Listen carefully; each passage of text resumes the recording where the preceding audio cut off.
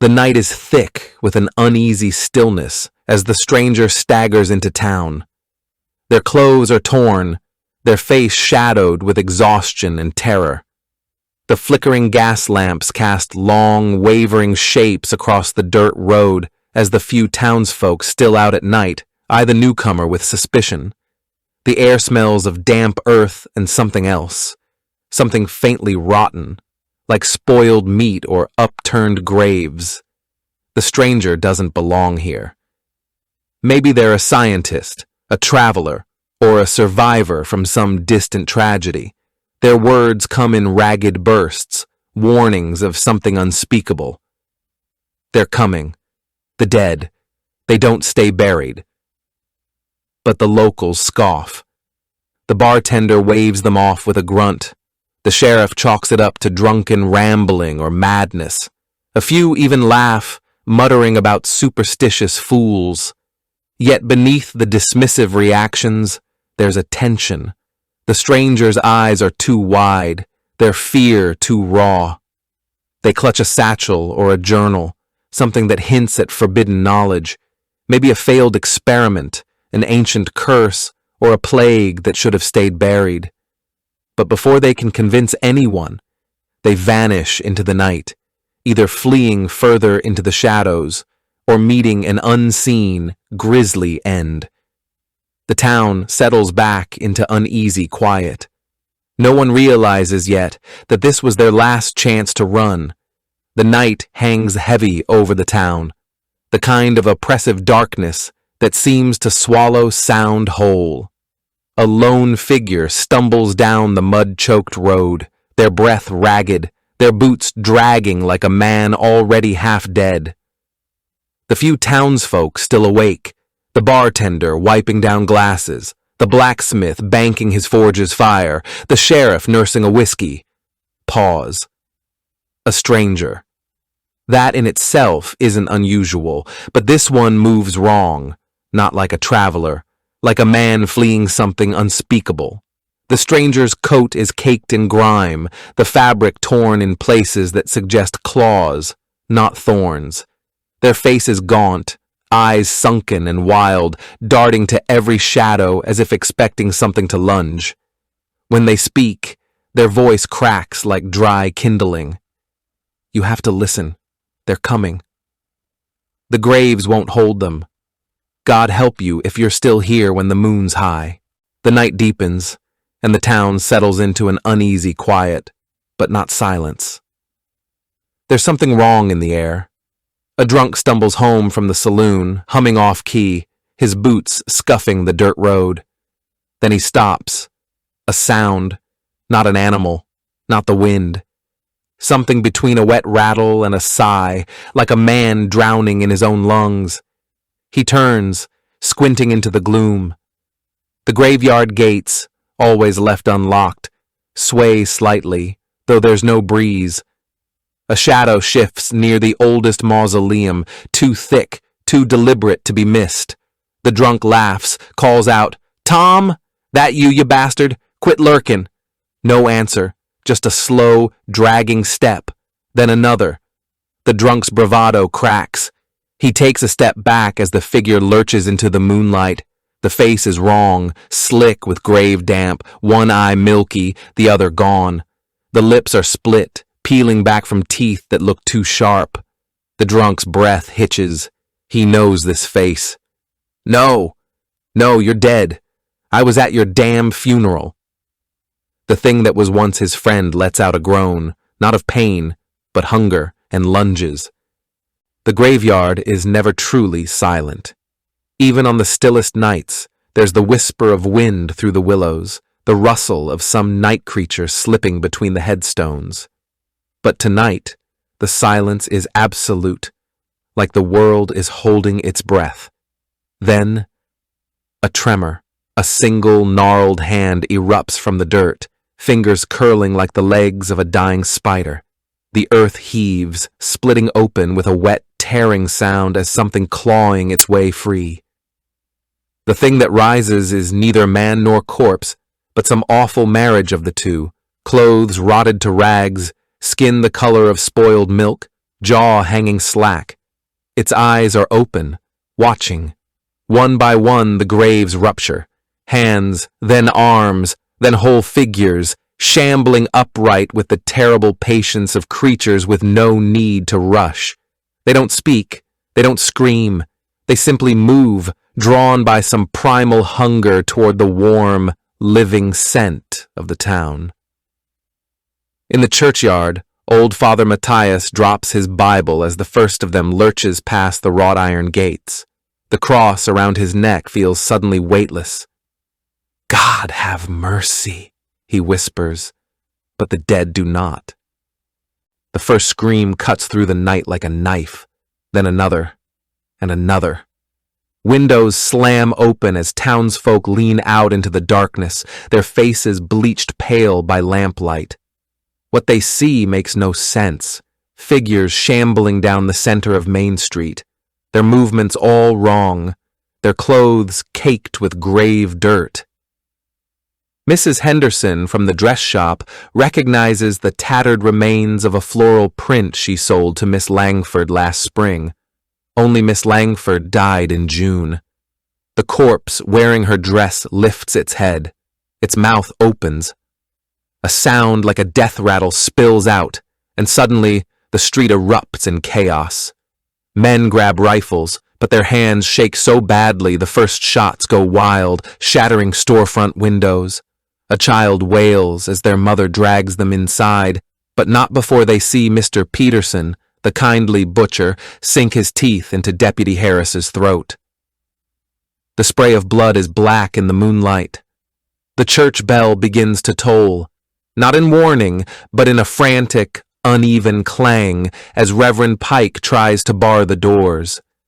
It doesn't matter. The dead don't care about sanctity. They push through the stained glass windows, their rotting hands slicing open on the jagged edges, their bloodless faces impassive as they tear into the weeping congregation. Somewhere, a gas lamp is knocked over. The dry wooden porch of the general store goes up like kindling. In the flickering light, the living finally see the full scale of the nightmare. Dozens of them, maybe hundreds, pouring in from the cemetery, the potter's field, the paupers' graves. No one had bothered to lock the dead in. Why would they?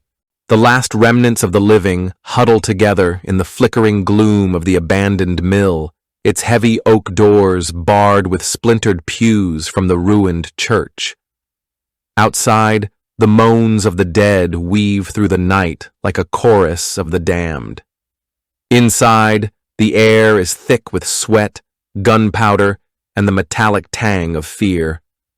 A dozen faces press close in the lantern light, the hardened sheriff with a bloodied bandage around his forearm, the wide-eyed school teacher clutching a kitchen knife, the teenage stable boy who saw his father torn apart in the street. And then there's the stranger from the first night, the one they didn't believe, now sitting silently in the corner, their hollow gaze fixed on the boarded-up windows. They knew this would happen. The sheriff barks orders, but his voice cracks. Nails scrape against the outer walls, slow, probing, like something testing for weakness. A woman stifles a sob as the scratching grows louder, more insistent. The dead don't pound like the living. They don't rush. They just press and wait and know that hunger will outlast fear. In the darkest corner, a child whimpers. No one comforts them. The sound is too dangerous. The lantern gutters, its dying light stretching shadows across the huddled survivors' faces like grasping fingers. The stranger, the one they mocked, the one they dismissed, finally speaks, and when they do, the words land like a coffin lid slamming shut. It wasn't an accident. It wasn't fate. Someone did this. Maybe it was the arrogant doctor in his hilltop laboratory, stitching together corpses with thread made from his own hubris. Perhaps it was the old woman at the edge of town, whispering forbidden words over her daughter's fresh grave, or the mining company that dug too deep, cracking open a fissure that should have stayed sealed. The details don't matter as much as the terrible truth settling over the room. This is their fault. The dead walk because the living dared something they shouldn't have. The school teacher drops her knife. It clatters against the floorboards, too loud, much too loud, and outside, the scraping at the walls pauses, then grows more frantic. They've been heard. The stranger's eyes gleam with something worse than fear. They don't just want flesh, they whisper. They remember, and they want us to pay. The map is spread across the makeshift table, a stained, trembling thing marked with roots that might as well lead to heaven or hell for all the good they'll do. The survivors argue in hissed whispers, their voices fraying at the edges like torn cloth. The old mine tunnels, they won't think to look there. No, the river, we could follow it downstream to, and do what when we get there? You saw the flames. There is no downstream anymore. The sheriff's finger stabs at the paper, leaving a smudge of blood behind. His plan is madness. A suicide run through the heart of town to reach the abandoned lumber wagon near the smithy. If they can get it moving, if they can clear the dead, if... The stranger says nothing. They just stare at the boarded-up window, where the sound of dragging feet has grown into a ceaseless tide. They know what the others won't admit. Escape isn't a plan. It's a prayer. Then the child, the one everyone forgot was listening, pipes up in a voice too calm for ruin. They're in the walls already. And deep in the building's bones, something scratches. The air smells of gunpowder and ruptured viscera. The barricades won't hold. They were never meant to. Somewhere between the first splintering crack of wood and the wet thud of corpses tumbling through windows, the survivors stop being people and become something else. Creatures of pure instinct. Teeth bared not in fear, but in something like relief. Finally, the waiting is over. The sheriff fires his last bullet into the face of what used to be the town baker. The school teacher swings a rusted fire poker like a scythe, her screams wordless now, her glasses cracked and smeared with things she'll never wipe away. The stable boy, just a child really, clutches his dead mother's locket in one hand and a stolen revolver in the other. He doesn't cry. There's no time. And the stranger? They stand apart, watching the chaos with something like recognition. When they move, it's not to fight. It's to step forward, into the grasping hands, into the gnashing teeth.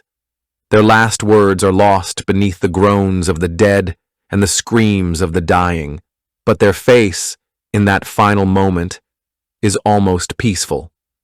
The lantern tips, the flames catch. Somewhere beyond the smoke, the first gray light of dawn stains the sky. The sun rises over the corpse of the town. Smoke curls from blackened timbers where the mill once stood. The dead have grown still, some reduced to ash, others collapsed in heaps, their stolen energy spent with the fading night. A crow lands on what remains of the church steeple, tilting its head at the silence. For a moment, the world holds its breath. Then, movement. A hand, blistered and bleeding, claws free from the rubble. A survivor? Number something worse. The figure that staggers upright is neither fully alive nor entirely dead. Their eyes glazed with the same hollow hunger, but sharper somehow, more deliberate. They tilt their face toward the sunlight and shudder, as if remembering what warmth used to feel like. In the distance, a second figure emerges from the tree line. Then a third. They don't shamble. They hunt. The camera pulls back, revealing the truth the survivors never grasped. The town wasn't the beginning. It was just another stitch in the unraveling. Somewhere beyond the hills, smoke rises from another village, another city, another world. The crow takes flight. The nightmare walks on. Thanks for watching. If you enjoyed this video, hit that like button, subscribe, and ring the bell for more. Let me know your thoughts in the comments. I'd love to hear from you. See you in the next one. Bye for now.